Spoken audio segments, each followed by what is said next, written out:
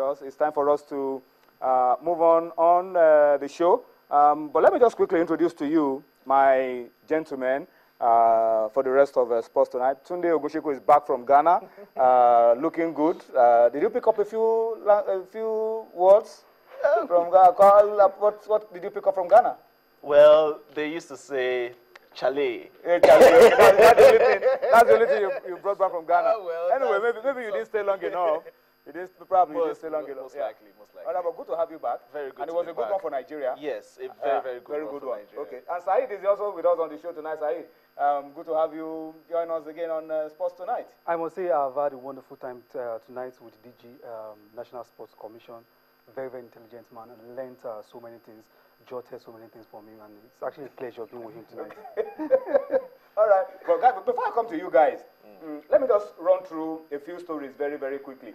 A few football stories, and then Tunde will be giving us a lowdown on chess, and we'll also be talking tennis, the Wimbledon, because this is the final weekend, so it's down to the business end of tennis as well on the show tonight. But let me just quickly run through for you some stories. I'll just quickly run through this one. The first one has got to do with NFF Executive Committee member Felix Anyasiagu, who sent in a statement to us from the United States denying reports that is said to be impeached by his colleagues, other members on the Executive Committee of the Nigerian Football Federation. And that statement is what you see on your screen. Anyasi says, part of the statement is what we are putting out for you. It says there is unity in the Nigerian Football Federation Executive Committee, and I am united and will remain united with the rest of my colleagues.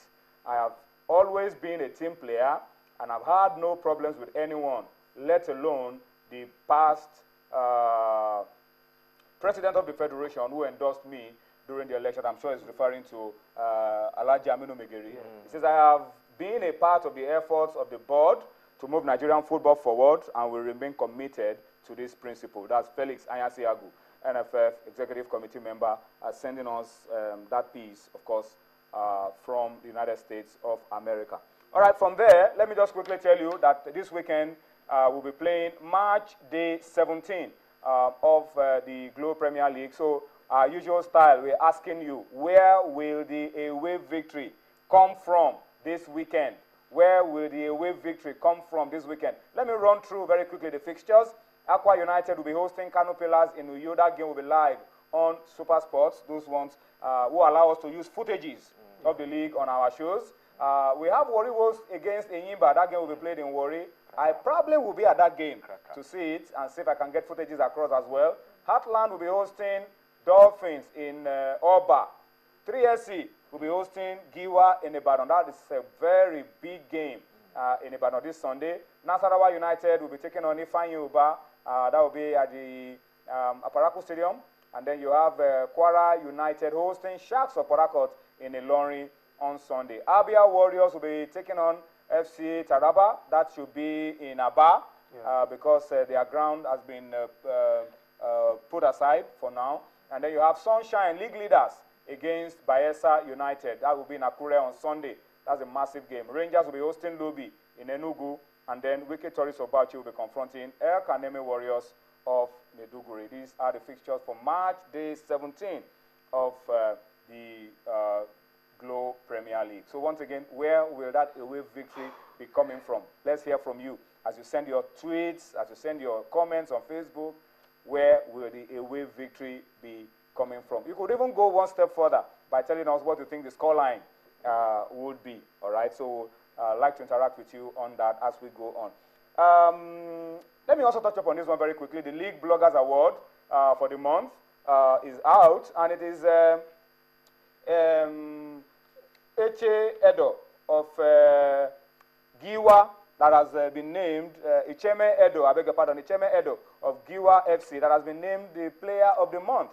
Icheme Edo scored 4 goals in the month under review, a goal in every game. And that, of course, stands him heads and shoulders above the other strikers this month. So, deservedly, it is Eche Edo of Giwa. And then, Abdullah Makaiba, coach of Wiki Tourists of Bauchi, emerges best manager. Wiki went unbeaten in the month under review, and that is why Wiki are among the front runners for the league this season. All right. So that's the story of the League Bloggers Award. From a reward, let's talk very quickly about maybe reprimand or caution or warnings. And this has got to do with the referees. We talked about it very briefly yesterday. 3SC against Warri Wolves, the game that was played midweek. Added time was about 16 to 20 minutes. And the league management company have charged the 3 referees involved in that game, charged them for poor conduct. They have been reported to the Referees Committee of the Nigerian Football Federation for necessary sanctions, and they may have to be stepped down from officiating the Globe Premier League. All right, the referee from Niger, there's one from Benue, another from Yobe. Those 3 referees may have to be stepped down. Then, still talking about the league, Rashid Alabi, former Enyimba striker, now with 3SC, no longer with 3SC, he has now moved to the MLS. And you can see right there on your screen, he's joined MLS side Houston Dynamo. And you can see